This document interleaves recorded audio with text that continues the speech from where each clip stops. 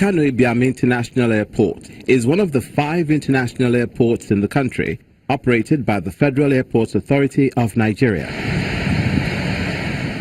The airport, located in Enugu State, southeast Nigeria, is one of the busiest in the southern parts of the country.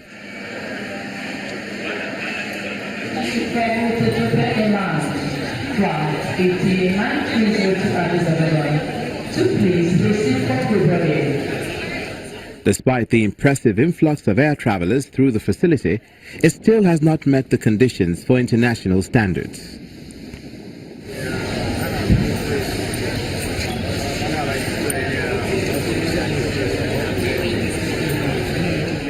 Some users are not pleased with the state of the airport facilities. An international airport has to have a state-of-the-art facility or state-of-the-art facilities. I won't say they don't have, and I won't say they have. It's just on the wall, okay?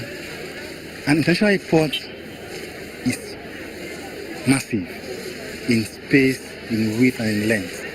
This is not. This is not. Expand the airport, increase the strength of staff, then revamp the facilities. Maintenance. You see, our country has a challenge with maintenance. The maintenance culture of the airport is below average.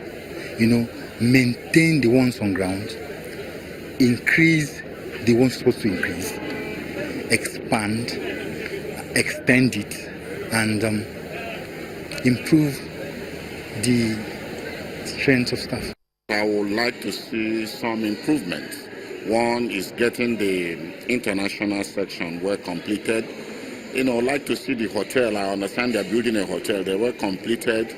And if possible, when the airport is busy enough to have another runway. And I think still the Enugu, the airport runway is short. The overall outlay could be well improved to other standards we see elsewhere. The ambience is okay, but, it doesn't look clean enough for an airport. Some maintenance work needs to be done. The problem I have with some of the services of the airline is delays. Okay? Extreme delays, cancellations without, caring about their customers. But, that's what you expect in a third world environment.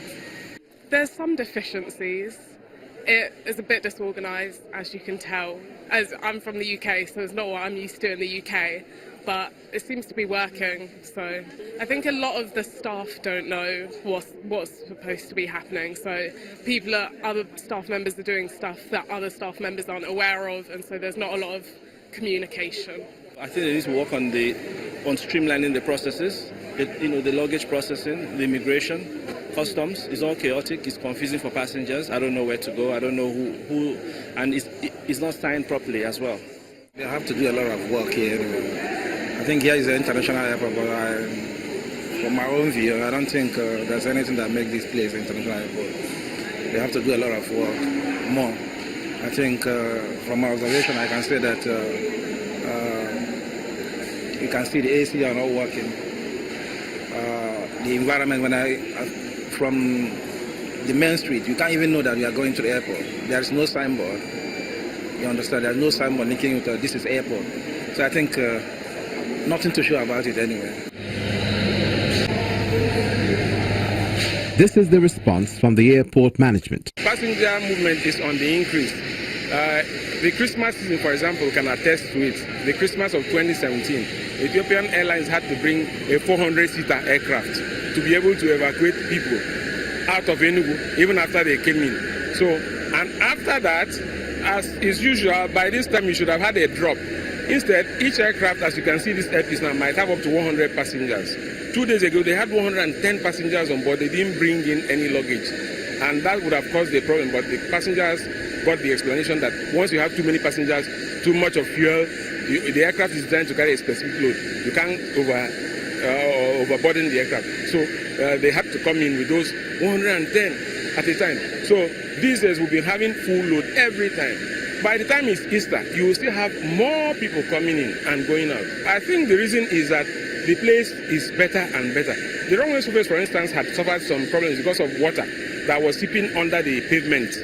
You know, because of the kind of topography and geography and geology of Enugu. You can have water table high, but you won't dig and get water beyond 30 feet. Here, you can get coal instead. So that's why we have not been able to get potable water in sufficient quantity in the airport. And we are thinking of damming the Akanu River that's about 3,000 meters away or 3 kilometers away from the runway. So that's the only way we can get sufficient water supply. We had issues with electrical fittings, for instance. The cooling systems cannot all work because the wires, we found out that the wires and cables they use for installation were underrated. So we're changing them now to rate them high so that they can carry all these air conditioners. This may have informed the Minister of State for Aviation's visit to the state to inspect the facility. His first port of call is the just resurfaced runway, which has also been extended from its original 2.4 kilometer length and 45 meter width to 3 kilometers long and 60 meters wide.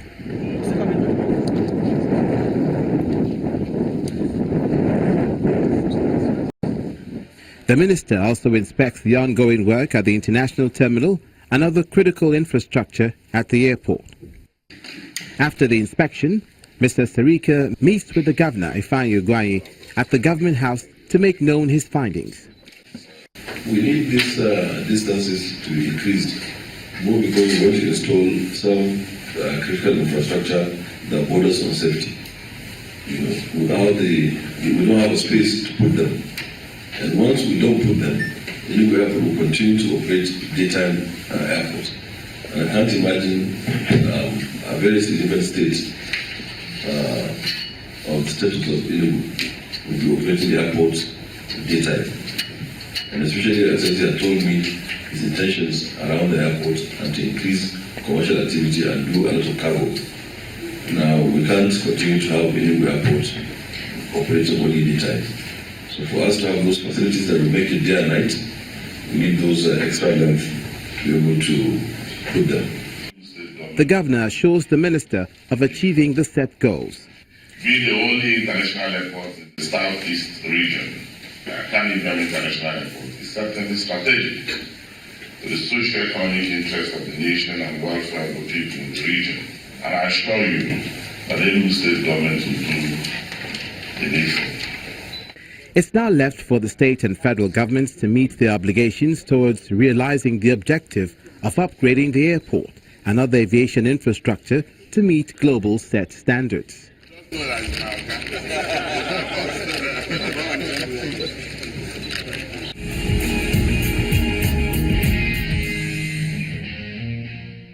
And that's where we draw the curtain on this edition of the program. Thank you so much for watching. I'm Victoria Ido.